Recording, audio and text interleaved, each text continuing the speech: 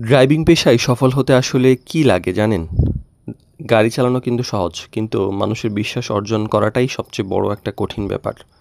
তো ড্রাইভিং পেশায় সফল হওয়া শুধুমাত্র যে ভালো বেতন, বড়, বড় গাড়ি চালানো এর মধ্যে সীমাবদ্ধতা না। কিন্তু এর মধ্যে আরও বড় কিছু বিষয় আছে। যেমন অনেক মানুষ বছরের পর বছর একই পেশায় থেকে সম্মান পান না। আবার কেউ অল্প সময়ের মধ্যে সবার বিশ্বাস এবং ভালোবাসা অর্জন করেন।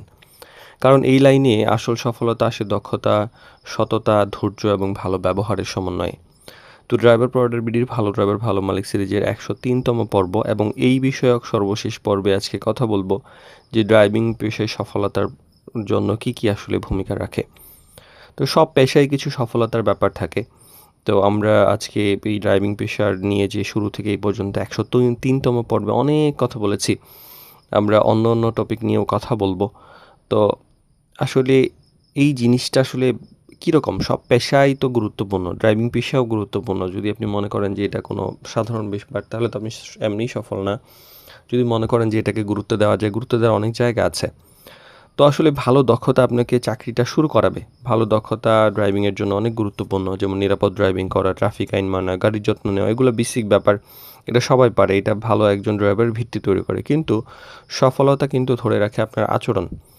কারণ দেখেন আপনারা এই যে যারা অনেকেই কমেন্টে উল্টাপাল্টা কথা বলেন, আমরা যখন দেখি যে আবেদন করেছেন এবং আপনার কমেন্টসগুলো আগে দেখি যে আপনি কী ধরনের কমেন্টস করেছেন, আমরা কিন্তু আপনার সঙ্গে গিয়ে গায়ে পড়ে ঝগড়া করতে যাই না যে কেন এমন কমেন্টস করছেন এইজন্য আপনাকে চাকরি দিব না। আমরা দেখি যে আপনার মানসিকতা কেমন, আপনি কেমন আচরণ করেন সেটা কিন্তু আপনার কমেন্টসে বোঝা যায় যে আপনি কী ধরনের মানুষ। সেক্ষেত্রে আমরা দেখা যায় যে অনেক ভালো ড্রাইভার, অনেক সিভি ভালো থাকা সত্ত্বেও আমরা দেই না। কারণ এখানে দেখা যায় যে মান-সম্মানের একটা প্রশ্ন চলে আসে যে কখন আপনাকে নিয়ে কোন ঝামেলা শুরু হয়ে যায়। এইজন্য আমরা এভয়েড করি।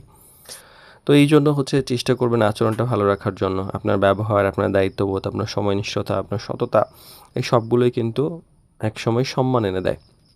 আর বিশ্বাসই হচ্ছে সবচেয়ে বড় সম্পদ।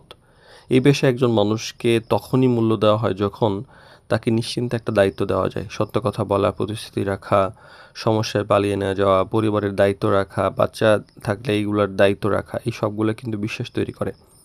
আর ধৈর্যটা ছাড়া টিকে থাকা খুব কঠিন। রাস্তায় চাপ থাকবে এটাই স্বাভাবিক। মানুষের আচরণ সবসময় একরকম হবে না এগুলোও স্বাভাবিক।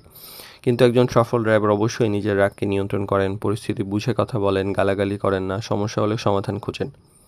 আর নিজের উন্নতি কখনো থামাবেন না। যে মানুষ শেখা বন্ধ করে দেন তিনি ধীরে কিন্তু পিছিয়ে পড়েন। নতুন কিছু শিখুন, নিজেকে আপডেট রাখুন, ভুল থেকে শিক্ষা নিন। পরিবার এবং সম্মান দুইটাই কিন্তু গুরুত্বপূর্ণ। শুধু টাকা উপার্জন কিন্তু না, বরং সফল মানুষ তিনিই যিনি পরিবারের শান্তি ধরে রাখতে পারেন, যিনি মানুষের দোয়া পান, যিনি নিজের পেশাকে সম্মান করেন। তো ড্রাইভিং পেশায় শেষ পর্যন্ত সফল তিনিই আসলে হন যিনি আ গাড়িই শুধু যে চালান তা না, নিজের চরিত্র, দায়িত্ব এবং বিশ্বাসকে সঠিক পথে চালিত করতে পারেন।